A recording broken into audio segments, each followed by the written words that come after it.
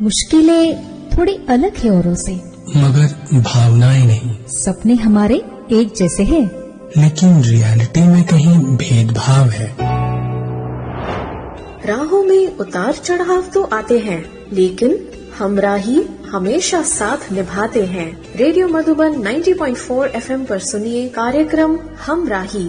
दिव्यांग साथियों की कहानी, जिंदगी का साथ निभाने की ये है खास कहानियाँ। सिर्फ रेडियो मधुबन 90.4 FM पर रविवार शाम 5 बजे सुनते रहिए, मुस्कुराते रहिए। हमराही हमराही। रेडियो मधुबन सुनने वाले सभी श्रोताओं को संदीप त्रिवेदी का प्यार भरा नमस्कार। श्रोताओं, आज मैं आप सबके लिए, आप सबके द्वारा जो बहुत आजकल पसंद किया जा रहा है प्रोग्राम हमराही लेकर के हाजिर हूं। दरअसल अक्सर मैं ये कहता हूं कि ये एक प्रोग्राम नहीं है, बल्कि ये एक सफर है, एक कहानी है और कहीं न कहीं समाज को जगाने का, समझाने का प्रयास है। और जब इस तरह का प्रयास पूरे आत्मविश्वास के साथ लाया जाता है तो फिर निश्चित रूप से आप सबका भरपूर समर्थन भी मिलता है। लेकिन हमारा ये प्रयास तब तक अधूरा है जब तक समाज में हम कोई परिवर्तन नहीं ला सके। हालांकि समाज में परिवर्तन लाना कोई एक दिन का काम नहीं है, लेकिन धीरे धीरे ही सही। कई बार बाद में हमें पता चलता है कि इस कहानी के बाद ये असर हुआ, इस कहानी के बाद ये असर हुआ। तो बस इसी असर का नाम, इसी सफर का नाम हमराही है। खासकर वे साथी जो किसी न किसी रूप से, जिनको समाज अक्षम कहता है, हालांकि वो हैं सक्षम, जो दिव्यांग कहलाए जाते हैं, उनके जीवन में सब कुछ होता, उनको अच्छा पद मिल जाता है, वे बहुत मेहनत करते हैं, समाज में अच्छा मुकाम हासिल कर लेते हैं, अपने योग्यता अनुसार वो समाज की हर गतिविधि में अपना योगदान भी देते हैं। लेकिन बावजूद इसके जब वे सफल हो जाते हैं, सक्षम हो जाते हैं, तो समाज का समर्थन उन्हें नहीं मिलता है। बस यही सब बताने का नाम है हमराही। तो श्रोताओं, आज भी हम हमारे इस हमराही के सफरनामे में इन्हीं सब बातों पर बात करेंगे। और आज हमारे बीच में मेहमान जुड़ रहे हैं उमरिया मध्य प्रदेश से नीरज सिंह जी एवं उनकी श्रीमती अंजू मैडम। तो नीरज जी और अंजू जी, आप दोनों का हमारे हमराही प्रोग्राम में हार्दिक स्वागत है। Thank you sir. नमस्कार मधुबन रेडियो सुनने वाले सभी श्रोताओं को नमस्ते संदीप सर, और आप सभी को नमस्ते जी। बहुत बहुत धन्यवाद आप दोनों का। तो नीरज सर, पहले आप हमारे श्रोताओं को अपने बारे में बताएं थोड़ा सा। हाँ साथियों, मैं अपना परिचय थोड़ा सा देना चाहूंगा। मैं बेसिकली रीवा मध्य प्रदेश से बिलोंग करता हूं। मेरा होम डिस्ट्रिक्ट जो है, मेरा निवास स्थान ये मध्य प्रदेश के रीवा शहर में है, जहां मेरी शिक्षा दीक्षा और जॉब से पहले का सारा जीवन उसी शहर में बीतता। और मैंने कक्षा 1 से 7वीं तक सामान्य विद्यालय में, जो दृष्टिवान छात्र छात्राओं के लिए विद्यालय होते हैं, वहां पे मैंने शिक्षा ग्रहण की। उसके पश्चात आंखों में कुछ प्रॉब्लम हो गई। 1989-90 की बात है ये। तो फिर धीरे धीरे रोशनी जाती रही आंखों की, लेकिन मेरी पढ़ाई लिखाई ब्रेक नहीं हुई इसके कारण। तो कक्षा 7 में चूंकि रोशनी आंखों की धीरे धीरे कम हो रही थी, तो आंखों का इलाज भी चलता रहा। और कक्षा 8 में ही हमारे एक सर थे जो हमें ट्यूशन पढ़ाया करते थे, उन्होंने रेकमेंड किया कि स्थानीय जो ब्लाइंड स्कूल है, जो कि हमारे भूतपूर्व रीवा के सांसद, जो कि एक यूनिक पर्सनालिटी थे, वो सांसद रहे और दृष्टिहीन थे, श्री यमुना प्रसाद शास्त्री जी, जिनके द्वारा वो विद्यालय स्थापित किया गया। वहाँ मैंने कक्षा 8 से 12वीं तक की शिक्षा ग्रहण की और इसके पश्चात मैंने स्थानीय ठाकुर रमन सिंह महाविद्यालय में ग्रेजुएशन, उसके पश्चात पोस्ट ग्रेजुएशन जो कि संगीत विषय को लेकर था, मैंने अपना कंप्लीट किया। उसके बाद जो है मैंने जॉब की तलाश शुरू कर दी और हालांकि मुझे बहुत ज्यादा संघर्ष करना नहीं पड़ा जॉब की तलाश में। 2000 में मैंने एमए किया, उसके बाद मैंने 2-3 जॉब के लिए अप्लाई किया, 1-2 जगह असफल हुआ, लेकिन सन 2000 में नवोदय विद्यालय की वैकेंसी आई हुई थी, तो मैंने वैकेंसी फिलअप किया और वैकेंसी के लिए अप्लाई किया और उसके बाद जो है 2002 में मुझे झारखंड में गढ़वा डिस्ट्रिक्ट में पदस्थापना मिली और सन 2002 से 2006 तक मैं झारखंड गढ़वा डिस्ट्रिक्ट में रहा। उसके पश्चात मैंने अपने होम डिस्ट्रिक्ट के करीब, जो कि उमरिया जिला है, जो कि रीवा से काफी करीब है, वहां मैंने स्थानांतरण ले लिया। उसके पश्चात 2006 से अभी वर्तमान 2020 तक मैं उमरिया डिस्ट्रिक्ट में ही संगीत शिक्षक के पद पर कार्यरत हूँ और निरंतर सीखने का अवसर मिला है मुझे शिक्षण कार्य में। ज्वाइन जब मैंने किया था तो मैंने संगीत की शिक्षा तो ग्रहण की थी, लेकिन टीचिंग का प्रोफेशन, टीचिंग में जो इम्प्रूवमेंट है वो मैंने नवोदय विद्यालय ज्वाइन करने के बाद ही सीखा, जो है कैसे टीचिंग करनी है म्यूजिक की, क्योंकि हम लोग तो क्लासिकल बैकग्राउंड से आए थे, तो यहाँ पर काफी कुछ सीखने को मिला। अब काफी हमने इम्प्रूवमेंट किया म्यूजिक टीचिंग में और टेक्नोलॉजी को भी हमने इस्तेमाल करना शुरू किया। अब काफी हद तक हम अपने समकक्ष टीचर के समान ही कार्य कर पा रहे हैं, ये ईश्वर की बहुत बड़ी कृपा है। और टेक्नोलॉजी का जो हमारे लिए जो योगदान है हमारे जीवन में, वो बहुत सराहनीय है, जिसके कारण हम अपने कार्य को सरलतापूर्वक कर सकते हैं। जी, बहुत शुक्रिया नीरज सर, काफी विस्तार से आपने बताया, अच्छा लगा। और ये बहुत जरूरी है क्योंकि इस प्रोग्राम को समझने के लिए आपकी जो यात्रा रही है उसको जानने के लिए ये सब बहुत जरूरी है। तो मैम, आपसे भी निवेदन है कि आप हमारे श्रोताओं को अपने बारे में बताएं जरा। जी सर, पहले तो नमस्ते संदीप सर। जी। मैं और इस प्रोग्राम के सभी श्रोताओं को भी मैं दिल से नमस्कार बोलना चाहती हूँ। आप सभी को नमस्ते जी। मेरा नाम अंजुमाला यादव था, अब मैं मिसेस अंजुमाला सिंह बन गई हूँ। जी। मेरा नेटिव प्लेस दुर्ग छत्तीसगढ़ है। क्या बात है जी। वहाँ मेरा पढ़ाई लिखाई पालन पोषण सब मैं वहीं मेरा हुआ और मैंने 2002 में BSc मैथ्स किया है। इसके बाद कंटिन्यू नहीं हो पाता था, कुछ ऐसी परिस्थितियां थी मेरे साथ घर पे, तो मैं अपने पैर पे कक्षा 10वीं से खड़ी थी। मतलब मैंने अपने कक्षा 10वीं से जो संघर्ष वाला मेरा जीवन था, तो उससे, और सबने कहा कि तुम आगे नहीं पढ़ पाओगी, तो मैंने उनको गलत साबित करने के लिए ही अपने मेहनत से मैंने कक्षा 10वीं से लेके BSc मैथ्स, B.Ed और MA हिंदी, फिर PGD से ये यहाँ तक का मेरा शिक्षा का वो क्षेत्र था, वो मैं हासिल कर सकी। मेहनत बहुत था, कड़ी मेहनत थी, हार बस नहीं मानना है, ये अपने आप को हौसला देते हुए मैं आगे बढ़ते गई जी।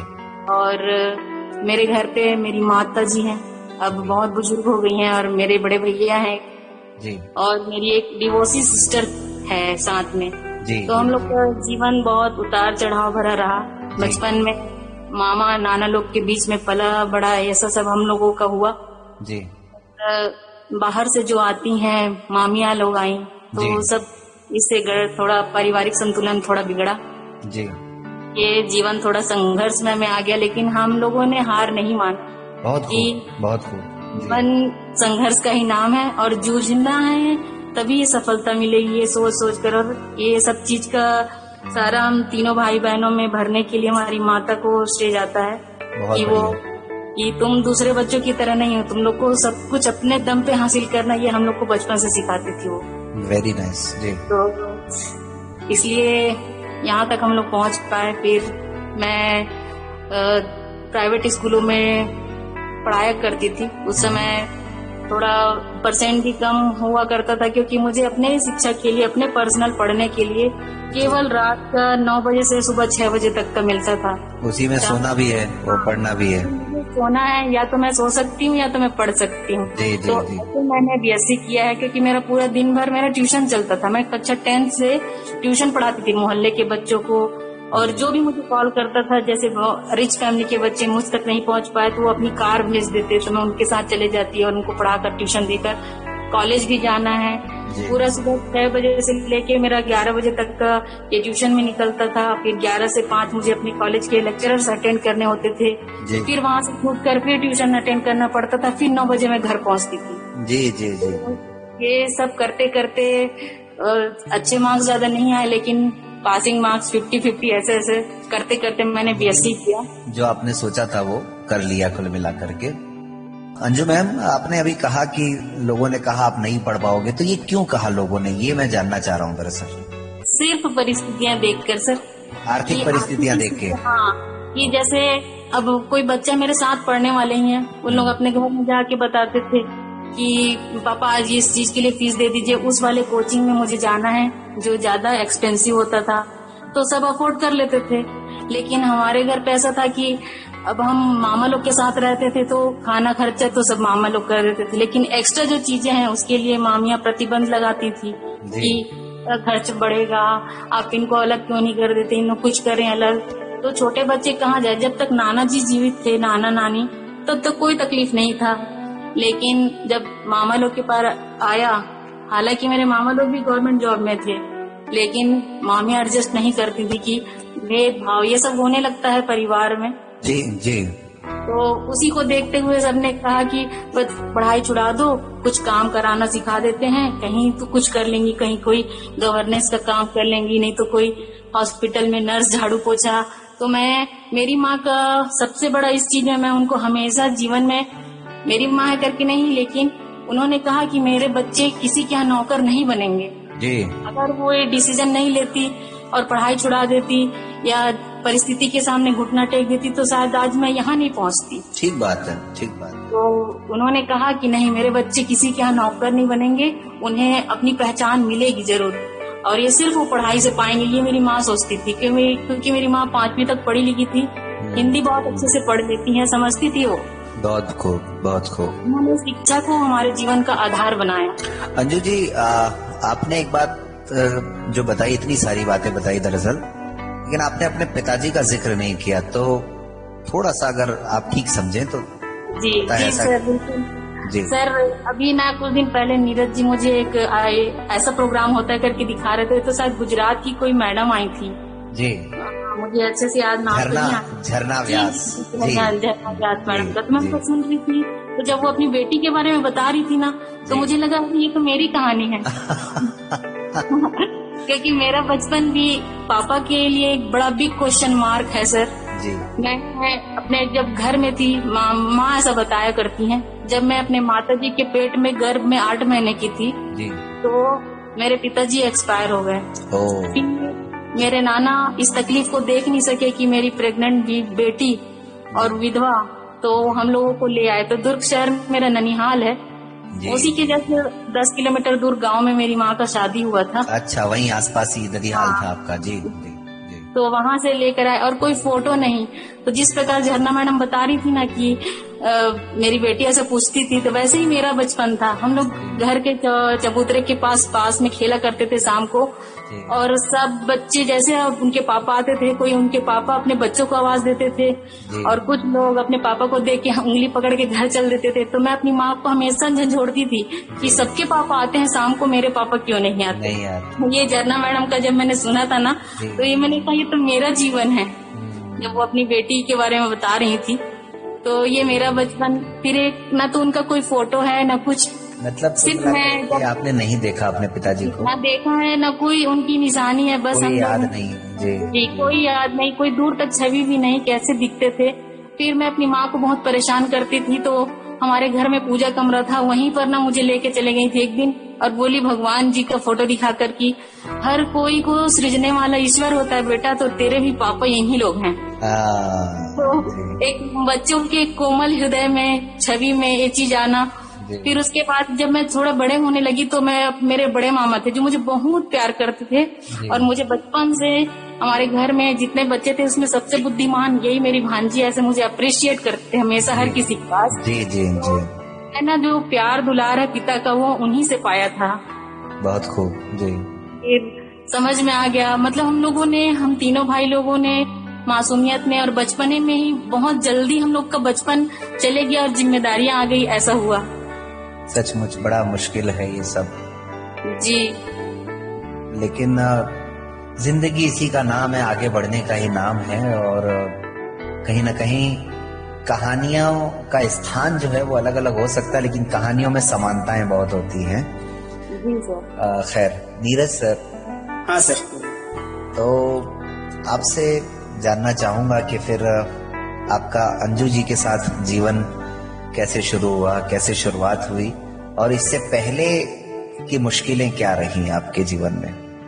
जी, जैसा कि मैंने बताया कि मेरा जॉब 2002 में लग गया था। हाँ जी, हाँ जी। बाद जो कुछ पारिवारिक समस्याएं, मेरे घर में बहुत आर्थिक स्थितियां पहले से ही खराब थी। अब जॉब लगने के बाद तब तो स्थितियां ठीक हो गई, लेकिन ये जिम्मेदारियां थी क्योंकि मैं सबसे बड़ा हूँ परिवार में, अपने भाई बहनों में सबसे बड़ा। तो जिम्मेदारी ये थी कि पहले बहन की शादी करनी है जी, और उसके बाद ही अपना कुछ होगा या अपने बारे में सोचेंगे। तो बहन की शादी के लिए काफी वक्त लग गया। जॉब के मतलब 6-7 साल बाद मेरे जॉब के 2009 में बहन की शादी हो पाई। फिर उसके बाद अपने लिए सर्च करने लगे हम।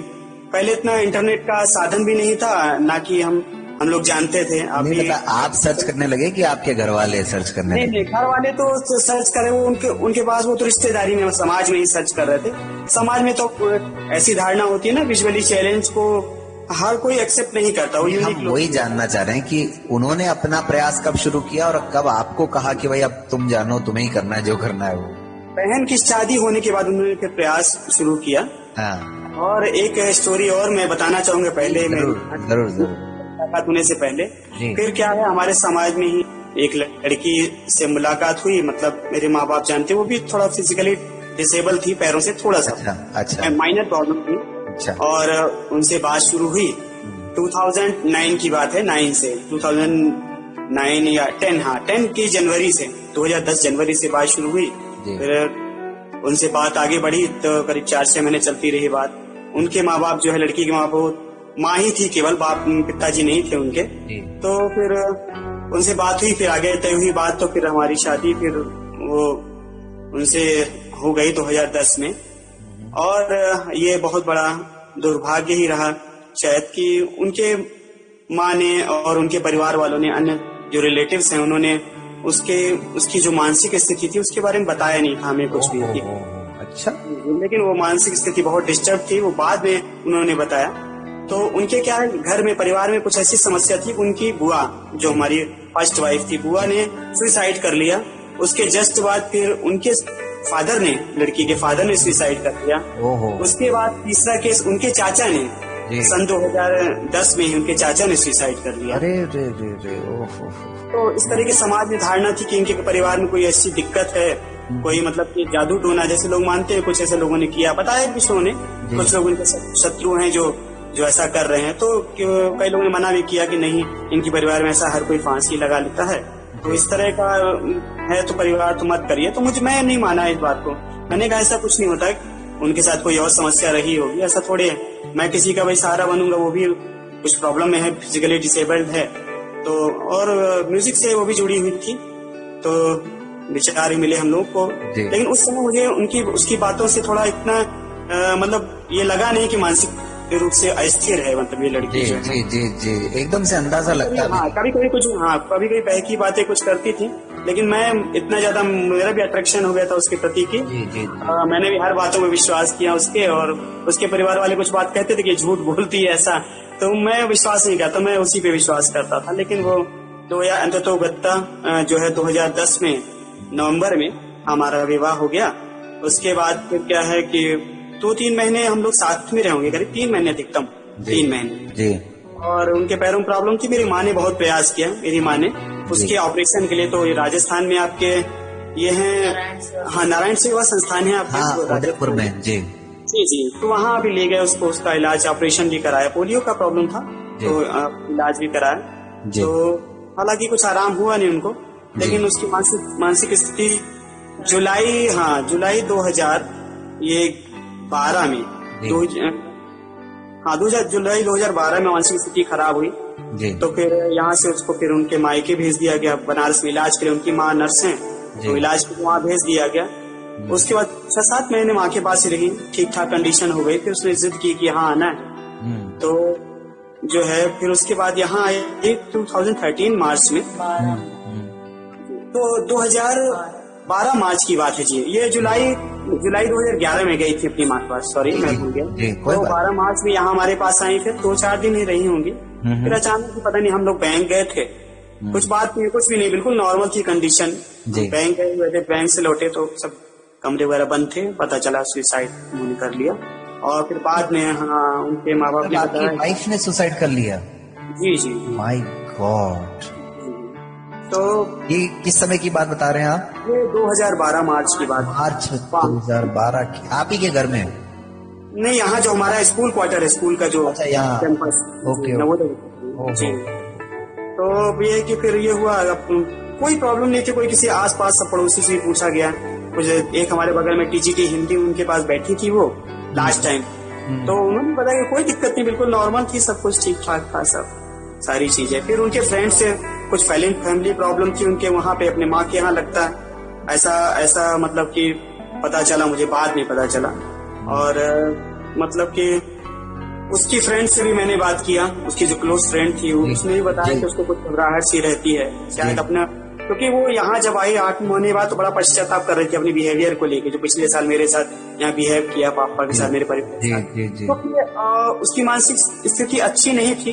तो मैंने भी कहा कि कोई बात नहीं, तो तुम्हारा दिमाग ठीक नहीं था उस समय, तो जो भी हो गया, अब सामान्य स्थिति में तो नहीं करता व्यक्ति ऐसा मुझे पता चला था। तो फिर मैंने भी कहा, लेकिन उसको बहुत पश्चाताप था इस बात का, ऐसा मुझे उसके क्लोज फ्रेंड से पता चला बाद में जी। अब पता नहीं कुछ, लेकिन स्पष्ट कारण पता नहीं चल सका कि क्या कारण था आज तक। और उनके फिर माँ बाप, उनकी जो है दादी हैं और उनकी चाची, उन्होंने बताया, चाची ने ये रिवील किया कि हम तो अपनी सास से मतलब कहते थे कि इन लोगों को बता दो इनके बारे में, मानसिक स्थिति के बारे में, लेकिन उनकी दादी ने नहीं बताया इसके बारे में, कहा कि नहीं ठीक हो जाएगा। अगर उन्होंने बताया होता पहले तो हम तो कहीं भी हिंदुस्तान में कहीं भी इलाज कराते, बड़े से बड़े हॉस्पिटल में। बिल्कुल सही है, क्योंकि पॉजिटिव थे आप शुरू से ही, सब बात पॉजिटिव थे। हाँ बिल्कुल पॉजिटिव, कोई दिक्कत नहीं थी भाई, इतना ईश्वर ने दिया है, कोई दिक्कत नहीं थी पैसे से भी, तो कहीं ले जाना पड़ता। हमारी माँ ने बहुत उसके पैरों के इलाज के लिए बहुत प्रयास किए, 2 बार अकेले हमारी माँ राजस्थान गई लेकर के उसको। जी जी जी जी, जी। तो कोई दिक्कत नहीं थी, लेकिन हो गया फिर ये बुरा वक्त फिर गुजरा। उसके बाद फिर सर्चिंग शुरू हुई। बड़ा मुश्किल होता है नीरज जी, लेकिन ऐसे में खुद को संभालना और फिर परिवार को भी संभालना, और परिवार के लिए और ज्यादा मुश्किल की मतलब जो सोच है समाज में कि भाई हमारे बेटे के साथ ये दिक्कत है, और उसकी शादी तो हुई और फिर उसके बाद ये हादसा और हो गया। तो माँ हमारी बहुत निराश हो गई कि अब क्या करेंगे, क्योंकि मुश्किल से तो हुआ था शादी, बहुत मुश्किल से तो। और उसके बाद ये घटना, फिर समाज में किस किस को आप समझाओगे, है ना, सबको समझाना मुश्किल। सब तो यही सोचते हैं कि प्रताड़ित हुए होंगे घर पे तभी हुआ होगा, वास्तविकता तो हम लोग जानते हैं और हमारे ससुराल वाले जानते हैं। समाज सिक्के के दोनों पहलू देखता भी नहीं है और देखना चाहता भी नहीं है जी। और हमारी मतलब सास जो थी, हमारी फर्स्ट वाइफ की, मतलब मेरी उनकी माँ जो है, उन्होंने बहुत कोऑपरेट किया, हमारे साले और हमारे ससुराल के सारे सदस्यों ने कोऑपरेट किया सब, तो कोई प्रॉब्लम नहीं पड़ी, मतलब लीगल कोई प्रॉब्लम ऐसी नहीं रही। लेकिन वो अगर इतना ही कोऑपरेट पहले कर लेते, सब कुछ सच जी बता देते तो ये सब शायद नहीं होता, शायद कहानी कुछ और होती जी। बिल्कुल कहानी कुछ और होती। मिला के नीरज जी, उस समय तक आपको कोई किसी तरह का गलती या पश्चाताप था कि अरे मैंने कहीं गलत निर्णय ले लिया, क्यों मैंने इस लड़की को अपना लिया, ऐसा कुछ आपको लगा था कभी? विवाह के बाद? जी, विवाह के बाद नहीं, विवाह 2012 में जब ये हादसा हुआ उस समय तक? हादसे के बाद हाँ, मुझे थोड़ा तो लगा था कि भाई, हादसे के पहले तक? हादसे के पहले तक तो थोड़ा अफसोस होता था कि कैसी माइंडसेट कैसा है इसका। जी जी। तो परिवार वाले भी ताने फिर देने लगते हैं ना कि कैसी लड़की है, बिहेवियर को देखते हुए, तो मुझे लगता था क्या दिक्कत है, हालांकि उन्होंने बताया होता तो मैं तो इलाज कराता। मुझे लगा सिर्फ चिड़चिड़ापन है, कुछ कभी कभी किसी के नेचर होता है ना ऐसा, तो मुझे लगा हो जाएगा, ठीक हो जाएगा, नेचर है ऐसा, बाद में सही हो जाएगा। कभी ऐसा भी हुआ नीरज जी कि लोगों ने भी कहा भाई शादी क्यों की है, इससे अच्छा तो अकेले रहते? हाँ, कुछ लोगों ने ऐसा भी कहा था कि अकेले रहते, एक आध हमारे मित्र हैं उन्होंने ऐसा कहा था, लेकिन आप भी समझ सकते हैं कि बिना मतलब जीवन साथी, मैं बहुत अच्छे से समझ रहा हूँ, लेकिन लोगों का मानसिकता दरअसल समझना बहुत जरूरी है। मानसिकता जो है तो है, होती है ऐसी। कई लोगों ने कहा कि देखिए बहुत सारे केसेस ऐसे हो रहे हैं, धोखा दे के चली जाती लड़कियां, और ब्लाइंड्स के साथ केस ऐसे हुए भी, मैंने सुने भी थे कुछ। और लेकिन मेरा नजरिया ये था कि भाई सारे तो ऐसे नहीं होंगे ना जी, और ये घटना तो सामान्य व्यक्ति के साथ भी हो सकती है, जीवन में मतलब विवाह में असफलता तो किसी के साथ भी हो सकता है, थोड़ी कि ब्लाइंड पर्सन के साथ ही हो सकता है ना, बिल्कुल। तो सबके साथ, इसका मतलब थोड़ी कि हम लोग विवाह करना करें और जीवन अपना सामान्य तरीके से ना जिए, बिल्कुल बैठ ही जाए हम लोग कुछ किए बिना। जी जी, तो यही रहा। फिर इसके बाद फिर अब ये घटना हुई तो फिर मुश्किलें तो थी, सर्च करना शुरू किए, कई जो है ये गेट टुगेदर मीट में शामिल हुए, अलग अलग जो ब्लाइंड्स के लिए होती है, वहाँ भी बॉम्बे तक गए, इंदौर में, चित्रकूट में, कई जगह उन्होंने सर्चिंग की। फिर हमारे मित्र हैं मुकेश जैन जी, क्या भिलाई में, मुकेश जैन जी जो कोरबा में, सॉरी हमारे भी मित्र हैं जी, आप क्या हमारे मित्र, हम लोग अच्छी तरह परिचित हैं, बहुत हेल्पफुल है। उनका बहुत बड़ा श्रेय रहा ये हमारी ये अंजू जी से मुलाकात करने के लिए, बहुत बड़ा श्रेय है, मैं उनका आभारी रहूंगा जीवन भर इसके लिए जी। तो मुकेश जैन जी से मेरी बात होती थी उस दौरान 13-14 में, तो उन्होंने भी कई सजेस्ट किया, उन्होंने मेरे लिए भी सर्च किया। फिर उन्होंने लास्ट में एक ऑप्शन बताया मुझे कि न्यूज़पेपर में ऐड दे करके देखते हैं, अगर वो कुछ हो सके, वहां भी सफलता मिली लोगों को। तो फिर उन्होंने ही मेरा ऐड छत्तीसगढ़ में मतलब दिया था न्यूज़पेपर में। फिर उसके बाद फिर मुझे कॉल आने लग गए, और कई कॉल आए अच्छे, मतलब हर तरह के अलग अलग एजुकेशन वाले कॉल आए। तो फिर इनका भी इसमें एक कॉल था। ये बात थी 18 अगस्त 2014 की बात, जिस दिन मेरा जन्मदिन भी है। अरे वाह। उसी दिन इनका कॉल आया मेरा सुबह 9 बजे। तो इनसे बात हुई, फिर इंट्रोडक्शन हुआ, इन्होंने अपना परिचय दिया, मैंने भी अपना परिचय दिया। सबसे मैंने पहले का तोहफा वही रहा आपके लिए आज। तो मैंने एक बात मेरी इनकी अच्छी लगी, मैंने इनसे पूछा था भाई कि एक सामान्य व्यक्ति का नजरिया होता है ना, क्यों करना चाहते हैं आप वीआई पर्सन से, ब्लाइंड से विवाह क्यों करना चाहते हैं? तो इनका मतलब कहना था कि भाई तो शरीर है, मिट्टी का शरीर है, शरीर के साथ कुछ भी किसी के साथ भी हो सकता है कभी। इन्होंने ये बात मुझे बहुत अच्छी लगी इनकी। तो इतने सारे कॉल्स में चुनने में दिक्कत नहीं हुई आपको, या ये प्रश्न आपने सबसे पूछा और जो उत्तर सबसे अच्छा जिसका मिला उन्हीं को चुन लिया आपने? हाँ, क्योंकि मैं देखना चाहता सामने वाला बंदा क्यों मतलब आना चाहता हमारे जीवन में, कि मतलब उसका उद्देश्य क्या है, क्यों, मतलब कुछ लोग है ना कि देखिए ये बहुत जरूरी है कि जीवन साथी चुनने के लिए भी हमें कई बार जो मानसिक अभ्यास है वो भी करना बहुत जरूरी है, जैसा कि नीरज जी ने किया। जी, आप एकदम किसी पे भरोसा नहीं कर सकते, क्योंकि ये जिंदगी का सवाल होता है। बिल्कुल, किसी पे भरोसा नहीं किया, किसी के साथ बिताना है। जी नीरज जी बताएं आगे। तो यही था इनका। फिर बातचीत हमारी होने लगे। फिर इत्तेफाक से जहाँ रहती थी, हमारे मित्र भी उसी शहर में रहते थे, एजाज बशर, उनका भी बहुत बड़ा योगदान है मेरे विवाह में, मैं उनको भी याद करना चाहूंगा, एजाज बशर। तो मैंने उनसे कहा यार एजाज भाई, ये हाई मैंने सर्च किया है, इनका कांटेक्ट नंबर मिला है, आप प्लीज ट्रेस करें इनको, कहाँ हैं, और देखें जाके क्या स्थिति है घर की, और कैसे है, कैसा क्या माहौल है सब। तो हमारे मित्र हैं, उन्होंने खोजबीन की, और इत्तेफाक से उनके जो गुरु जी थे, उनके टीचर थे, इसी मोहल्ले में इनका घर था, और इनके गुरु जी के टच में थी ये हमारे मित्र के। जी, उन्हीं के यहाँ इनका ट्यूशन क्लास चलता था, उनके घर में, जो हमारे मित्र के गुरु जी थे। अच्छा, तो शिक्षक थे जी। तो अच्छे से उन्होंने पता करके सारी जानकारी मुझे दी। और फिर हमारी माँ पहली बार हम लोग ये मिलने में 7 सितंबर 2014 को हम लोग मिलने गए इनके यहाँ घर पे, देखा सब। 6 सितंबर है क्या 6 सितंबर जी का, 7 सितंबर पहली बार मुलाकात जी। फिर गए, फिर देखा सब, बात बढ़ी आगे। फिर ये लोग भी आए देखने के लिए हम कहाँ रहते हैं, हमारा कैसा क्या है सेटअप सब। फिर ये और इनकी एक दीदी हैं और इनकी एक आंटी, 3 लोग विजिट करने आए चोरी छुपे। हालांकि इनके भाई तैयार नहीं थे, जब हम लोग मिलने गए तो इनके भाई का ये था माइंडसेट कि नहीं, क्लाइंट से नहीं करना है। बहुत विरोध हुआ उनका, तो मतलब ये था कि नहीं करना है। तो फिर ये लोग आए देखने के लिए हमारे घर को। फिर हम यहाँ हमने विद्यालय देखा है, अपना अपना घर। फिर हम अपना होम डिस्ट्रिक्ट वहाँ भी ले गए इन लोगों को, सभी लोगों को घर भी अपना दिखाया, वहाँ सारी स्थितियाँ। फिर लौट के फिर तो उसके बाद ही बहुत संघर्ष विरोध में परिवार के लोग, इनके समाज के लोग बहुत खड़े हो गए। इनके भाई भी तैयार नहीं थे, तो इनके जीजा जी ने इन लोगों को कन्विंस किया, इनके भाई को जी, क्या करके सन 2000 कब 6 फरवरी 2015 को सगाई फिर हमारी हुई। 3 मई 2015 फिर अंततोगत्वा 3 मई 2015 को हमारा विवाह रीवा में हुआ। ये आए थे इनके भाई, इनके परिवार के लोग रीवा ही जी, तो रीवा में ही हमारा विवाह संपन्न हुआ। क्या बात है नीरज जी, मतलब दो बातें बड़ी अच्छी हैं। एक तो अंत भला तो सब भला, आखिरकार विवाह हो गया। और इससे भी ज्यादा अच्छी बात यह है कि आपसे भी ज्यादा घटनाएं और तारीखें मैडम को याद है। जी जी जी, उनके जीवन से जुड़े हुए पहले चीज भी ये भूल रहे हैं सर, पर मैं बताते जा रही हूँ। ये एक सच्चे जीवन साथी की निशानी है, सच्चे साथी की निशानी है ये। और सर इन्होंने तो बड़े सरलता से भी ये बातें कह दी, लेकिन ना जब बातें हो रही थी तो पहला प्रश्न तो यही इन्होंने पूछा था बस कि आप ब्लाइंड से क्यों करना चाहते हो, आप सामान्य हो। आपसे हम जानेंगे पूरे विस्तार से, आपसे भी सुनेंगे, लेकिन हम कार्यक्रम में आगे बढ़े उससे पहले आप दोनों की पसंद का एक गीत श्रोताओं को आप कौन सा सुनवाना चाहेंगे? जी वो हम दोनों का बहुत पसंद है, बता दीजिए। मधुबन खुशबू देता है गीत जो है। हाँ, ये क्या बात है, मैंने भी देखा है जीवन में, बहुत लोगों का पसंदीदा गीत है। जी जी, तो चलिए नीरज जी, आप तो संगीत के हैं, अगर 2 लाइन गुनगुना दें तो बड़ी मेहरबानी होगी।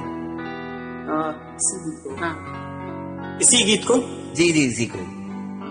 मधुबन खुशबू देता है, मधुबन खुशबू देता है, सागर सावन देता है, मधुबन खुशबू देता है।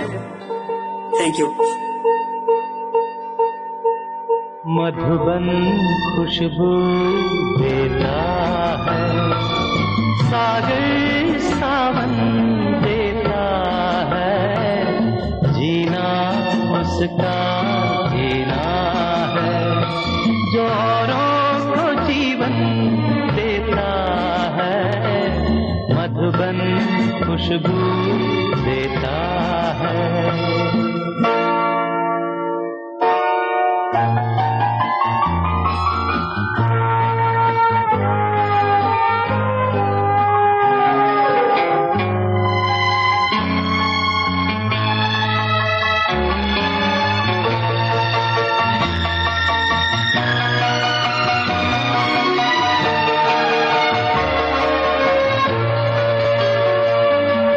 सूरज ना बन पाए तो बन के दीपक जलता चल,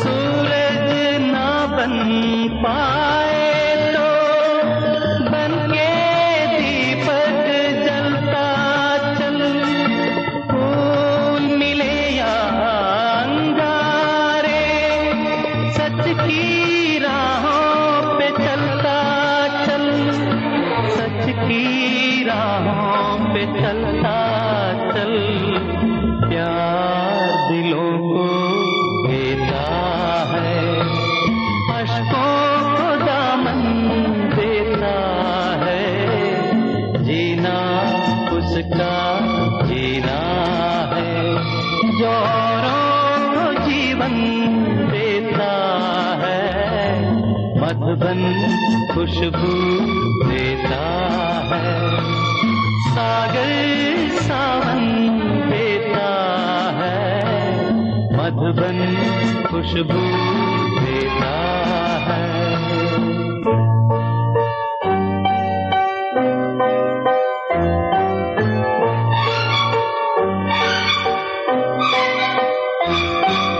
चलती है लहरा के पवन के साथ सभी की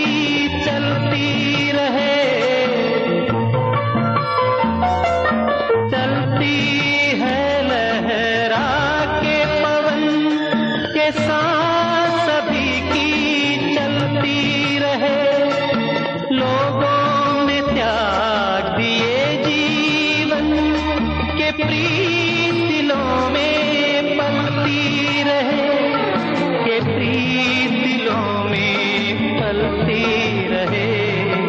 दिल वो दिल है जो औरों को अपनी धड़कन देता है, जीना उसका जीना है, जो औरों को जीवन देता है, मधुबन खुशबू देता है, सागर सावन देता है, मधुबन खुशबू देता है। तो श्रोताओं, हाजिर हैं हम कार्यक्रम के दूसरे हिस्से में इस खूबसूरत से नगमे को सुनने के बाद। और यकीनन आज की कहानी भी हमेशा की तरह अपने आप में एक अलग कहानी है, और आज के हमारे जो हमराही हैं दोनों, उन दोनों का प्यार, समर्पण, दोनों का एक दूसरे के प्रति, वो भी काबिल तारीफ है। तो अंजू मैम, आप बता रहे थे कुछ घटनाओं को कि नीरज जी ने तो बहुत सरलता से कह दिया, लेकिन वास्तविकता उस समय जो रही वो आप भी एकदम यादों की दुनिया में खो गए। जी सर, फ्लैशबैक में चले गई थी और मैं उसी जीवन को फिर से जीने लग गई थी जो बातें हो रही थी। ये तो मैं उस दौरान सर, मैं केवी में ना as a contract teacher TGT maths काम करती थी। तो मेरे साथ जितने भी कलीग रहते थे, बड़ा अच्छा नेचर, हम मेरे नेचर को बहुत पसंद करते थे। सब लोग के साथ, बड़े लोगों के साथ उठना बैठना और उनसे कुछ सीख पाना, ऐसा। तो मेरे घर पे माहौल ऐसा था सर, जैसे मैंने आपको बताया कि मेरे पापा की जगह में मैं अपने बड़े मामा को देखा करती थी। तो वो 15 अगस्त 2004 में गुजर गए। तो मुझे बहुत झटका लगा, मैं एकदम टूट के बिखर सी गई थी कि जिनसे पहले पापा तो थे नहीं और जिनसे पापा का प्यार मिला वो भी चले गए। तो ये ईश्वर जैसे सब चीजों से मेरी आस्था उस दिन से उठ गई है सर। फिर उसके 2005 में इस सदमे से मेरे छोटे मामा गुजर गए। फिर उसके बाद 2006 में मेरी 90 साल की नानी का डेथ हो गया। तो ये 3 साल बड़ा दुखदाई रहा हम लोगों के लिए। और एज तो बढ़ रहा है ना, वो तो रुकेगा नहीं, हमारे हर साल आगे हम उम्र में जा ही जा रहे हैं। तो ये पारिवारिक दुखों को ऐसा होता था कि 10 गात्र और 13वीं का कार्यक्रम घर में मैं संभालती थी, मेरे भैया अस्थि विसर्जन के लिए इलाहाबाद जाते थे। कोई और बड़ा नहीं बचा, पुरुष के नाम पे और कोई बड़ा बचा नहीं। और हम लोगों का अपब्रिंगिंग ऐसा हुआ था सर कि मैं और मेरे भैया, मतलब हम दोनों एक दूसरे से कहे बिना ही तकलीफ को समझ लेते थे देखकर कि उसको क्या लग रहा होगा, ऐसा क्या चीज ऐसा। तो मैं वो समझ जाती थी, वो मेरे लिए समझ जाते थे, और प्यार भी बहुत। तो ये सब संघर्ष चलते गया। तब हम लोग को एहसास हुआ सर कि अरे हम लोग का तो उम्र निकल गया, सबकी शादी ब्याह होती है, इस एज में हम लोग अपने घर का ये सब कार्यक्रम कर रहे थे। तो मानसिक स्थिति हम लोग की बहुत डिस्टर्ब हो गई थी सर, क्योंकि हम लोगों ने अपने लोगों को खोया और कोई घर में बड़ा बच्चा नहीं। और माँ का कहना ऐसा था कि अब सारी जिम्मेदारियां तो तुम लोग खुद ही उठा रहे थे, तो ये चीज भी तुम लोग खुद ही करो अपने लिए। बिल्कुल ऐसा कहना था उनका। तो इस ऐसे करते करते मेरी एज 32 हो चुकी थी उस समय। तो अब सभी जगह कहीं से बात चलती तो घर में आते, जैसे समाज में मैं यादव कास्ट से हूँ, वो आते तो पारिवारिक माहौल देखते, कितना क्या दे सकते हैं ये देखते। ये नहीं देखते कि लड़की गुणी है या पढ़ी लिखी है या अपने पैरों पे खड़ी है, तो लुक वाइज भी सुंदर होना चाहिए। ये सारी चीजें उनकी डिमांड में होती थी सर। मुझे बहुत तकलीफ होता था कि मेरे सामने ही मेरे भैया को कोई बोल के जाता, यार तेरी बहन बहुत काली है, बहुत मोटी है, ऐसा वैसा। जबकि अभी यहाँ कैंपस में रहने वाले हम लोगों की जोड़ी को बहुत सराहते हैं कि मेड फॉर ईच अदर लगते हैं आप लोग करके। तो देखने का नजरिया होता है सर सच में किसी को, इसमें समाज की बड़ी एक विकृति है। मतलब कि वही है कि चाहे हम तो चलिए दिव्यांगता की बात कर रहे हैं हालांकि, लेकिन एक आम इंसान, अच्छा भला इंसान को भी समाज कोई ना कोई उसमें भी विकृति ढूंढ ही लेता है। जी सर, वही बोली नजरिया है कि किसी को अगर आधे ग्लास पानी में आधा भरा दिखता है और आधा खाली दिखता है ना, ये नजरिया होता है कि वो उसके दो पहलू देते हैं लोग, कि कोई उसको आधा भरा बोलेगा, कोई उसको आधा खाली है बोलेगा। तो ऐसा ही क्रिटिसाइज मैं झेल रही थी, तो मुझे बड़ा गुस्सा आता था कि फिर मजाक में ही करते करते जॉब में तो सबसे डिस्कस होता था तो ये जो पेपर में इन्होंने ऐड दिया था ना सर, वो एक दिन स्टाफ रूम में हम लोग बैठे थे, 15 अगस्त की बात है, तो उसी बीच निकला रहा होगा। तो मेरे साथ रहते थे एक दास सर थे और मेरी एक नायक मैडम, अभी भी उनसे कांटेक्ट में मैं हूँ। उन्हीं लोग ना मेरे लिए सर्कल करते थे कि ये अंजू के लिए अच्छा मैच रहेगा ऐसा करके जी। तो उन लोगों ने मुझे गोला लगा लगा के पेपर में दिए थे कि तुम इससे बात करना और बोलना कि मैं बड़ी बहन हूँ। तो मैं बोलूंगी पहला वर्ड ही झूठ क्यों बोलना, मैं बोलूंगी कि मैं खुद अपने लिए बात कर रही हूँ। तो उन लोग बोलते थे बड़े होने के नाते कि अरे हम लोग ऐसे संस्कृति में रहते हैं जहाँ लड़कियां अपनी शादी की बात खुद नहीं करती। तो मेरे लिए अब बदलाव लाना पड़ेगा। और समस्या यही है कि समाज ने खुद कुछ धारणाएं ऐसी बना ली हैं कि अरे उम्र ज्यादा हो गई आपकी तो कोई न कोई परेशानी रही होगी, कोई न कोई कमी रही होगी, मतलब पता नहीं क्या क्या ऐसी चीजें समाज ने खुद ही बना ली हैं और उनको तोड़ने की बहुत आवश्यकता है। और वो आपने बिल्कुल सही कहा कि भाई अगर शुरुआत ही झूठ से की जाए तो फिर आगे रिश्ता कैसे चलेगा। हाँ सर, यही हुआ फिर। और लकीली मैं तो इनका बर्थडे बाद में सेलिब्रेट करती हूँ। मेरा मानना है कि मैं हम दोनों के मिलने का डेट है वो 18 अगस्त, इसलिए मैं ना इनको पसंद नहीं बर्थडे सेलिब्रेट करना, पर मैं ना उसको ज्यादा धूमधाम से मनाती हूँ कि हम दोनों इस दिन जुड़े तो करके। फिर बातें हुई सर और मैंने इनसे कहा भी, यही मेरा पहला वर्ड था कि साफ साफ लिखा था 100% विजन प्रॉब्लम है। हाँ, ये लिखा हुआ था उस पे। तो मैंने कहा कि कोई भी चीज इस दुनिया में चिरस्थायी नहीं है, कल को मेरे साथ क्या होगा, कौन सा अंग मेरा साथ रहेगा ये मैं नहीं जानती ना, न कह सकती, कोई भी नहीं कह सकता। तो ये मेरे लिए समस्या नहीं है। और मैंने ये भी कहा था कि सूरत में नहीं सीरत में होना चाहिए कुछ बात की जी सके साथ, ये मैंने कहा था। सूरत अच्छा हो ना हो, सीरत अच्छी होनी चाहिए। जी, आपको मुश्किल नहीं हुई निर्णय लेने में कि भाई शारीरिक रूप से आप एकदम सही स्वस्थ, लेकिन आप जो निर्णय लेने जा रही थी उसमें कभी आपने सोचा नहीं? बहुत सारा सोचा था सर, वही तो मैं बोली थी कि बड़े सरलता से इन्होंने कहा। तब तक ये नहीं मुझे पता था सर कि इनकी पहली शादी हो चुकी थी। ये धीरे धीरे जैसे बम के गोले गिरते ना वैसे उनके तरफ से मेरे ऊपर गिराए गए एक एक करके, धीरे धीरे गिरे आपके ऊपर। अब पहले तो परिवार वालों को यही समझाना था, क्योंकि पहले तो मैं देखी नहीं थी ना ही मेरा बचपन से सोच था, ना मैं ऐसी जगह पली बड़ी कि मेरे परिवार में किसी को हो ये चीज कि वो कैसे सफर करते हैं। लेकिन ये सोच बस रही थी। इस बीच में जब 18 अगस्त को हमारी बातें हुई, उस दिन से बीच बीच में कभी कभी इसी चीज को लेकर बातें होती रहती। फिर जब ये 7 सितंबर को आए हमारे घर, तब मैं इनसे बहुत इम्प्रेस हुई जब मैं देखी इनके हाथ में इतना बड़ा एंड्रॉइड फोन और बड़े स्मार्टली काम कर लेते हैं। किसी को भी कॉल लगा देना हम लोगों के सामने ही, तो ये जब बैठ के कर रहे थे तो हम लोग सब मुंह खोल के आंखें फाड़ के इसी को देख रहे थे अरे ये कैसे चला ले रहे हैं करके। ये देखिए फेसबुक, वो जमाना ऐसा ही था कि आज तो तकनीक में और हर मामले में दृष्टिबाधित व्यक्ति इतने सक्षम है कि शायद तो दृष्टिवान लोग हैं वो भी पीछे हैं। मेरा तो ये मानना है तकनीक में। तो मैं हर जगह ये बात एकदम सही बात बोल रहे हैं सर आप। और ये ना सोच भी बदलना था मेरे लिए, तो बहुत दुखदायी था। मैं अपने इधर को भी छोड़ रही थी कि मतलब मुझे अपने लोगों से इस चीज के लिए ना युद्ध था कि वो अब कोई भी परिवार हो सर, कोई भी ना भाई हो चाहे परिवार हो, उनका भी कहना एक मत सही था कि हम अच्छे से अच्छा अपनी बहन को देना चाहेंगे, अच्छे से अच्छा।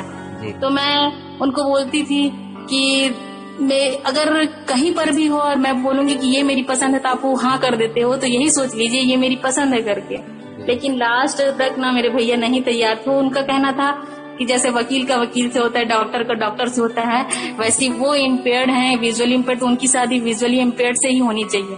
तो मैंने कहा ये कहाँ लिखा है भाई, मतलब मुझे अपने लोगों से ही युद्ध करना पड़ा। मैंने अंदर से बहुत अपने साथ जितने मेरे इस मत में थे उन लोगों से मैं बात करती थी, और फिर मैंने सोचा कि अब एक क्रांतिकारी कदम उठाना ही पड़ेगा। क्या बात है कि इस चीज को बदलना बहुत जरूरी है, लोगों का सोच कि वो तो कैपेबल है, मैं नहीं होंगी, लेकिन मेरे जगह कोई उनको मिल ही जाएगा। बिल्कुल सही, कहीं ना कहीं तो मिल ही जाएगा। लेकिन मैं अपने लाइफ में सर कि मैं ये सोचती थी कि जब भी मुझे जॉब के लिए होता था, जैसे मैं एक केवी से दूसरे केवी 1-1 साल का बॉन्ड होता था, तो जो फर्स्ट कॉल आता था मैं उसको ना अटेंड करके चले जाती थी वहाँ। ये नहीं देखती थी कि, लेकिन मुझे ईश्वर की दया से पूरा साल मुझे करने को मिलता था। तो मैं इनके भी जो आया था ये प्रपोजल शादी वाला, ये चल रहा था जो हमारी बात है, मुझे लगा कि मैं उस बस स्टॉप पे खड़ी, जहाँ पहला बस छूट गया फिर मैं खड़ी ही रह जाऊंगी। और ये ऐसा लगता था कि जैसे ये चले जाए, अगर इनसे ना हुआ होगा और पता नहीं क्या मिलने के बाद इम्प्रेस बोलिए या इनके प्रति इतना लगाव और प्यार दिल में भर गया कि मैं ना सोची का प्यार, हाँ, कि सोच ही ली थी कि अब एक क्रांतिकारी कदम उठाना ही पड़ेगा। क्या बात है। फिर उसके बाद मेरे भैया मेरी खुशी के लिए तैयार हुए। और सबसे एकदम इम्पोर्टेंट बात संदीप सर, कि ना पूरे हमारे यादव समाज के बीच में अच्छे से और धूमधाम से 14 मई 2015 को हमारा रिसेप्शन दुर्ग में हुआ। क्या बात है। सब लोगों ने हमें हमारे कास्ट के आशीर्वाद देने आए, सारे लोग आए, इंटर कास्ट शादी होते हुए भी। जी जी जी जी जी, बहुत। तो और सभी लोग अभी भी सर आते हैं, इन्हें भी बोलते हैं, जब भी मैं जाती हूँ उन्हें पूछेंगे। तो ये और मैं ये भी मानती हूँ संदीप सर की ना हजारों में कोई एक ऐसा मैच होता होगा। देखिए मैं एकदम अलग और कहा मेरा कहानी बिल्कुल अलग। हाँ, और आप भी कहीं ना कहीं एक संघर्ष को जी रही थी, और इधर नीरज सर तो खैर संघर्ष कर ही रहे थे जी। और पेपर में भी ना दो अजनबी लोग का एक मिल जाना बहुत बड़ी बात है। मेरे लिए भी एक किसी दृष्टिबाधित व्यक्ति का, मतलब मैंने भी अभी तक मेरी नजर में नहीं आया, होंगे बहुत सारे होंगे, लेकिन मेरी नजर में भी, मैं अभी नीरज सर को सुन रहा हूँ कि एक अखबार में इश्तिहार देने से ही इनका जो है लाइफ पार्टनर इन्हें मिल गया जी। और अलग सर ये भी देखिए कि इनके जो मित्र थे, जिनके टीचर है ना गुरुजी, जो उनके पास ट्यूशन आते थे, उन्हीं के रूम में मैं ट्यूशन क्लास डाली थी। बिल्कुल। और दो अजनबी लोग के बीच में ये बहुत बड़ा इत्तेफाक कि एक व्यक्ति ना, मतलब मेरे बचपन से लेके जानने वाला उनके टीचर, वो बताए कि लड़की हमारे मोहल्ले की बहुत अच्छी है, यहाँ की सारी, वो उनका कहना था, मैं उनको मामा कहती थी, उनके टीचर को भैया के दोस्त थे। ये नीरज जी को भी फिर निर्णय लेने में बड़ी आसानी हो गई उसके बाद। हाँ वही तो बोल रही हूँ सर, कि ना दो अजनबी लोग को एक करने वाला कोई एक मिल गया, ये बहुत बड़ी बात है सर। क्योंकि आज तक ना कोई भी पेपर में कितने भी एड आते हैं, लेकिन ऐसा नहीं होता है। अंजू जी, आज अपने जीवन को देखती हैं तो क्या लगता है, खुश हैं आप? बहुत खुश हूँ सर, कभी बहुत खुश हूँ। और मैं टीचर थी, तो एज ए प्रोफेशन में टीचर थी, तो मैं सोचती थी कि मैं शादी टीचर से ही करूंगी, ये इस वाले प्रोफेशन वाले से ही।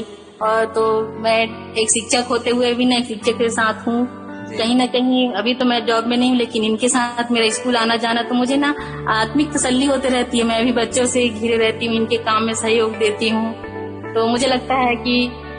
अच्छा नीरज सर, एक बात बताइए कि जिन आप लोगों की बातचीत शुरू हुई शादी से पहले, तो कहीं ना कहीं ऐसा, मतलब मैं जानना ही चाह रहा हूँ कि ऐसा प्रयास रहता था आपका कि कुछ भी हो मुझे इन्हें, मतलब जब आपने सोच लिया था कि मुझे शादी करनी है तो इन्हीं से करनी है, तो आप ये इस प्रयास में लगे रहते होंगे कि मुझे इन्हें प्रभावित करना है, चाहे कुछ भी करना पड़े उसके लिए?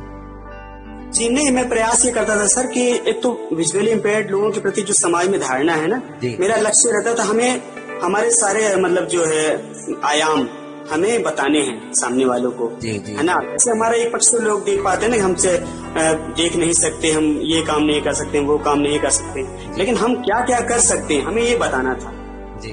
तो हमेशा मेरा प्रयास रहता था इनको टेक्नोलॉजी के बारे में बताता। मैं ये काम करता हूँ, कंप्यूटर्स भी मैं यूज करता हूँ, मोबाइल यूज करता हूँ, और हमारी कहानियां जो है सक्सेस स्टोरीज मैं इनको सुनाता था, और लोगों की, हमारे साथियों की जिन्होंने आउटस्टैंडिंग अचीवमेंट मतलब हासिल किया है अपने अपने क्षेत्र में, तो वो भी मैं इनको बताता था। और यूट्यूब पे जो है मैटर है मिलता था वीडियोस वगैरह, वो भी मैं इनको सजेस्ट करता था देखने के लिए।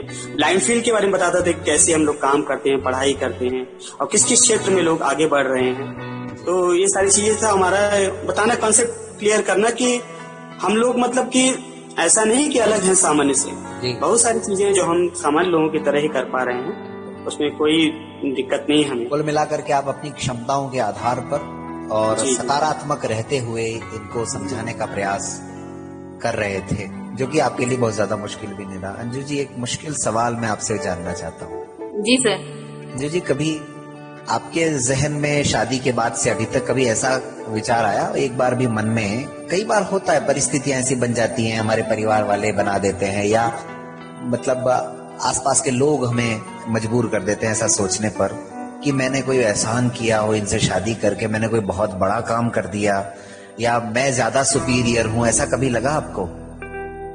ये बात तो एकदम सच बोल रहे हैं सर, ये मेरे दिमाग में बिल्कुल नहीं आया। लेकिन कहीं हम लोग जाते थे ना तो मुझे कह देते थे कोई, जैसे एक बार हम लोग दिल्ली गए थे तो मंदिर में बैठे थे, एक पुजारी तो बोले आप देवी हैं। तो मैंने कहा मुझे क्षमा करें, मैं इंसान हूँ, इंसान ही रहने दीजिए, और मैंने कोई बड़ा काम नहीं किया है, बहुत सारे लोग करते हैं जी। और शादी के बाद अगर चले जाती तो क्या मैं छोड़ के चले जाती जी, तो मुझे निभाना ही पड़ता ना। यही सोच मैं जब दरअसल लाना चाह रहा था कि आप देवी हैं, आप महान हैं, आपने बहुत अच्छा काम कर दिया। कभी ये चीज नहीं करती ना, मैं कभी इनके ऊपर जताती हूँ। और परिवार में भी हमें ऐसा नहीं रखा गया है सर, ससुराल में भी ना, हाँ प्यार बहुत करते हैं, क्योंकि वो एक चीज है सर, जो दोगे वही मिलेगा। सम्मान किसी का आप दोगे सम्मान मिलेगा, नफरत दोगे नफरत मिलेगा। तो बस प्यार से मैं दिल जीतने की कोशिश करती रही हूँ अभी तक।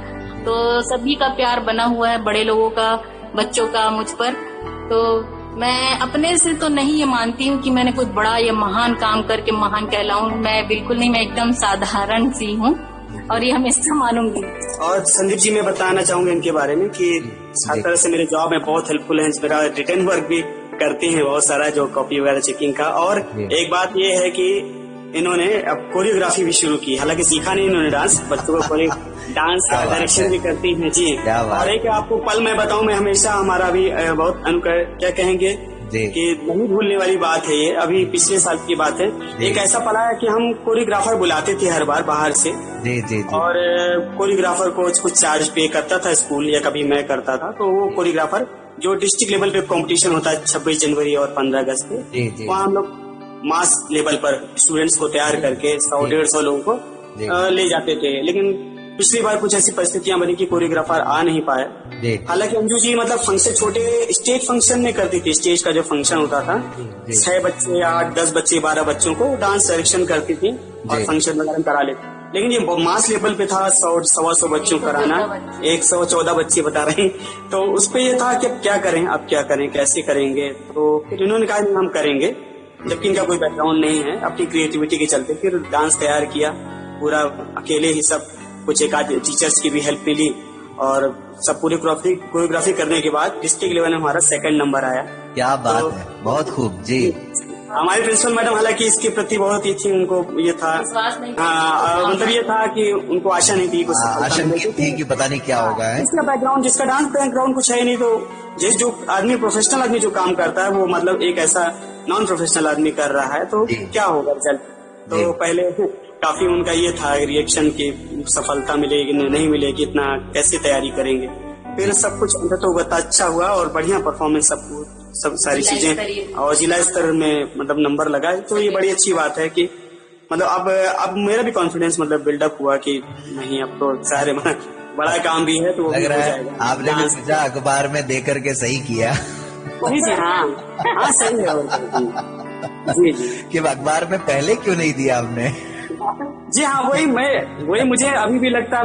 मैं हमारे जो भाई हैं, जो ब्लाइंड हमारे जो फ्रेंड्स हैं या हमारे साथी, उनको मैं सजेशन यही देता हूँ कि आप पहले प्रयास करें, पेपर में दें ऐड, तो उससे, क्योंकि मुझे तो बहुत अच्छा रिस्पॉन्स है, बहुत सारे कॉल, और शादी के बाद भी कई महीनों तक मुझे कॉल आते रहे जी जी। और मतलब अच्छे एजुकेटेड, ये नहीं कि कोई हैंडीकैप, साइटेड पर्सन के बहुत सारे कॉल आए मेरे पास। हाँ, ये यहाँ से मेरे दिमाग में प्रश्न आ रहा है कि आपने कभी अपनी सोच बनाई थी नीरज जी ऐसी कि आपको हैंडीकैप से शादी करनी है, दिव्यांग से शादी करनी है, या फिर साइटेड व्यक्ति से शादी करनी है? कभी आपके मन में आया था ये ख्याल? हैंडीकैप से शादी करने का विचार तो नहीं था, लेकिन ये था कि माइनर यदि डिसेबिलिटी है तो फिर चलेगा, लेकिन एजुकेटेड होना चाहिए। मेरा जो पहला ये था, आपने प्रायोरिटी मेरी प्रायोरिटी ये थी कि एजुकेटेड हो, समझदार हो और हमारे प्रति मतलब ये हो, विश्वासी हो, मेरे प्रति इसकी उसका विश्वास हो और जीवन में साथ चलने की जो इच्छा हो समान रूप से, ये मेरा था।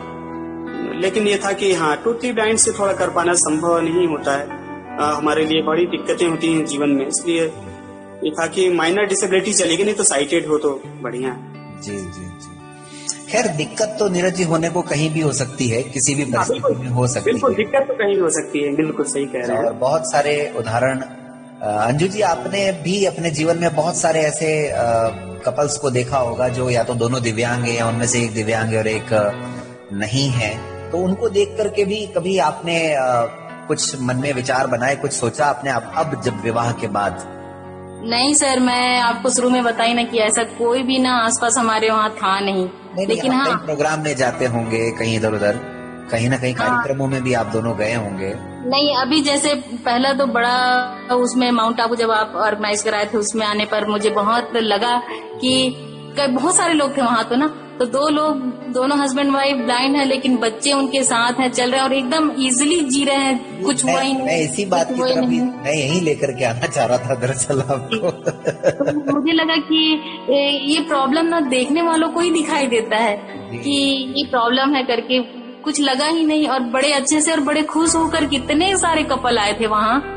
तो वो तो उस समय मैं अपने आप को बहुत भाग्यशाली समझती हूँ कि मैं ना एक अलग जो संसार है जो ये दुनिया के लोग ना जिस चीज को नहीं देख सकते, कि कितने खुश हैं वो एक दूसरे को समझते हुए, और सब अच्छे से कर ले रहे थे। किसी का मैंने सब अच्छे वेल ड्रेसअप थे कि कोई अगर नहीं देख सकता तो ऐसा पहना वैसा पहना, कोई चीज नहीं सर। मैं तो देख रही थी ना, स्टेज पे भी चलना और सहयोग देना, और इतने अच्छे क्वालिफाइड लोग थे वहाँ पर। तो मुझे लगा नहीं कि ये डिसेबिलिटी जैसी कोई चीज है यहाँ ऐसा। वहाँ तो मुझे बहुत अच्छा लगा। बहुत खूब। तो मुझे लगता है आज के इस शो की यही एक टैगलाइन हो सकती है कि इस दुनिया में डिसेबिलिटी जैसी कोई चीज होती है नहीं। तो बड़ा मजा आया आप दोनों से बात करके। आज वक्त कैसे बीत गया पता ही नहीं चला, और कहानी का मजा भी तब है जब वक्त का पता ही ना चले। लेकिन अब एक हमारा सेगमेंट होता है, एक हमारा हिस्सा होता है कार्यक्रम का, नीरज जी और अंजू जी, सवाल एक जवाब अनेक।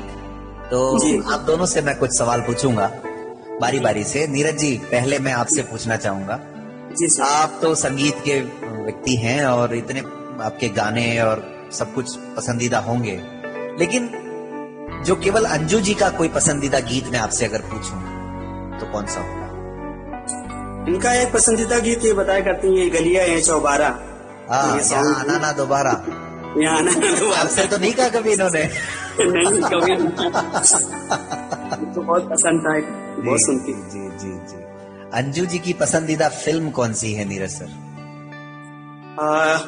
इनकी पसंदीदा फिल्म कौन सी है बताएंगे? मुझे तो मालूम नहीं है। उन्होंने बताया नहीं कोई इसके बारे में चर्चा। चलिए अंजू जी, आपसे मैं पूछना चाहूंगा कि आपको डांस का बिल्कुल कोई बैकग्राउंड नहीं है आपका, लेकिन कभी अगर जानने का मौका मिला हो कि नीरज जी की पसंदीदा कोरियोग्राफर कौन है? जी, वो संजय सर हैं सर, एक आते थे यहाँ। अच्छा। क्योंकि उन्होंने इनके जो जैसा कि हमारा इशारा बॉलीवुड की तरफ था। अच्छा। फराह खान, सरोज खान, ये सब जो है। सरोज खान, जी जी जी जी। अच्छा, आप तो बहुत कुछ खिलाती होंगी इनको। जी सर, पर खाते नहीं है सर। लेकिन आपको कभी लगा कि इनकी भी कोई फेवरेट डिश है? जी सर। कौन सी? इनकी फेवरेट डिश है दलिया सर। कभी ना नहीं बोलते उसके लिए, और जितने बार बना के दे दीजिए खा लेंगे दलिया, नमकीन वाली। अच्छा, बहुत। नीरज सर। जी सर। ये थोड़ा मुश्किल सवाल है आपके लिए, लेकिन आपको आवश्यकता पड़ती भी नहीं है इस चीज की, वो अंजू मैम ही कर लेती। लेकिन इनका पसंदीदा कलर कौन सा है? इनका पसंदीदा कलर व्हाइट है। व्हाइट ही है। हाँ, व्हाइट है। चलिए, थोड़ा कंफ्यूजन था लेकिन ठीक है। हाँ, व्हाइट ही बता रही हूँ। जी जी जी। कह रही सही बताए सही बताए हैं। हाँ, व्हाइट। अंजू जी। जी सर। मुझे ये बताएं कि नीरज जी का पसंदीदा शहर कौन सा है? रीवा सर। मुझे पता था यही उत्तर आएगा। सही है कि गलत? बर्थ प्लेस मेरा तो वही पसंद तो होगा ही, सबको अपना जो है होम डिस्ट्रिक्ट पसंद। बर्थ प्लेस से एक बात याद आई मुझे नीरज जी, थोड़ा सा एक मिनट में मैं उत्तर चाहूंगा आपसे कि आपने बताया आपके वहाँ जो सांसद महोदय रहे वो दृष्टिबाधित रहे। जी जी। तो जब शहर का मतलब जो संसदीय क्षेत्र का प्रथम नागरिक एक तरह से जो सांसद है वो जी। दृष्टिबाधित है, उसके बावजूद भी आपके वहां पर आपको जागरूकता में कहीं कमी लगी लोगों को, या वो तो लोग तो वैसे ही रहेंगे चाहे सांसद बन जाए चाहे प्रधानमंत्री बन जाए? नहीं, हाँ, नहीं रहेगा जागरूकता में, क्या मतलब जागरूकता नहीं हुई, मैं ये कहना चाहूंगा जी जी कि क्योंकि हमको लगता है शायद लोग क्या है, जब आमतौर पर भाई डेली या मतलब कि देखते रहेंगे लोगों को ना, तो फिर समझ में आता, लोग सुनने से लोगों को समझ में नहीं आता, और हमको लगा ज्यादा गौर भी नहीं करते लोग इन बातों पे, अपने में व्यस्त रहते हैं। जब तक सामने ना देख ले कोई व्यक्ति जी तब तक उसकी धारणा खुलती नहीं। जी जी, चलिए बहुत खूब। तो चलते चलते अंजू जी, आप श्रोताओं से क्या कहना चाहेंगे, चाहे वो दिव्यांग हों या फिर हमारे शो को सुनने वाले जो समाज के लोग हों, उनको सबको आप क्या संदेश देना चाहेंगे? सर मैं यही बस कहना चाहूंगी कि जिंदगी का सफर है ना सर, वो साथ चलकर और एक दूसरे का सहारा बनते हुए ही काटा जा सकता है, ना कि नुक्स निकाल कर या अपने को अधिक बेहतर और आपको कमतर ऐसे आंक कर। तो इस जीवन के सफर में तो दोनों का सहयोग रहेगा। और मैं ये कहना भी चाहूंगी कि चाहे वो दृष्टिवान हो चाहे दृष्टिबाधित हो, जीवन तो वही है और रहन सहन भी वही है, बस जीने का ढंग बस थोड़ा सा बदलता है। और ये जो लोगों का सोच होता है, जैसे कहीं ना कहीं मेरे भाई का भी यही सोच था कि एक जैसा होना चाहिए, अलग अलग का मेल नहीं, तो मैं उसे गलत साबित कर चुकी हूँ। तो इसे दया या कोई ऐसे चीज के साथ या एहसान कर दिया ऐसा करके कभी नहीं करना चाहिए। और मेरा मानना भी है कि जो काम मैं अच्छे से कर सकती हूँ उतना ही 100% एक्योर ये लोग भी कर लेते हैं, इसलिए ये कोई बाधा नहीं है जीवन में। बहुत खूब। नीरज जी, आप क्या संदेश देना चाहेंगे? मेरा श्रोताओं को संदेश यही है कि समाज में लोगों को अपना नजरिया बदलना चाहिए। सबसे पहले जरूरी तो यह है डिसेबल्ड जो कम्युनिटी है उसके को लेकर के अपनी सोच को बदलना बहुत जरूरी है जी। क्योंकि यदि समाज का सहयोग मिलेगा, समाज का सपोर्ट मिलेगा, तो एक डिसेबल पर्सन भी बहुत कुछ कर सकता है, अपनी विवाह को, अपने जीवन के हर एक पहलू को अच्छे से जी सकता है और सफलता प्राप्त कर सकता है, और समाज का वो महत्वपूर्ण अंग बन भी सकता है ना।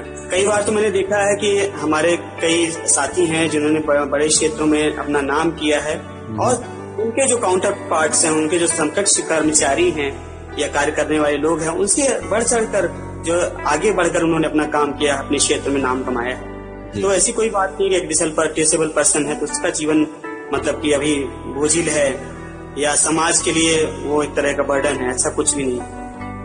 बहुत खूब, बहुत मजा आया आप दोनों से बात करके। तो श्रोताओं, आज का हमराही का सफर यहीं तक। उम्मीद है आज की ये कहानी भी आप सबको हमेशा की तरह पसंद आई होगी। और देखिए कि कितनी समझदारी से, कितने विश्वास से आज के हमारे जो दोनों मेहमान रहे वो अपने जीवन को आगे बढ़ा रहे हैं। यानी वो उस कार्य के लिए भी तैयार हैं जिसमें उनका बिल्कुल अनुभव नहीं है, लेकिन अपने हमराही का सहारा बनने के लिए, साथ निभाने के लिए, कहीं ना कहीं उसकी तरक्की के लिए वो काम भी करने को तैयार है जिसके बारे में उन्हें बिल्कुल अनुभव नहीं है। वो सीख लेते हैं और जिंदगी कहना चाहिए कि सिखा देती है। तो मिलते हैं श्रोताओं अगले रविवार किसी और ऐसे ही हमराही के साथ। आज का सफर यहीं तक। रेडियो मधुबन सुनते रहें, मुस्कुराते रहें। 90.4 FM। आप प्ले स्टोर से ऐप भी डाउनलोड कर सकते हैं और अपनी प्रतिक्रियाएं, अपने सुझाव या हमारे हमराही जो रहे अब तक उनसे मिलना चाहते हैं, उनसे बात करना चाहते हैं, तो भी 94 14 15 14 15 पर कॉल जरूर कीजिएगा।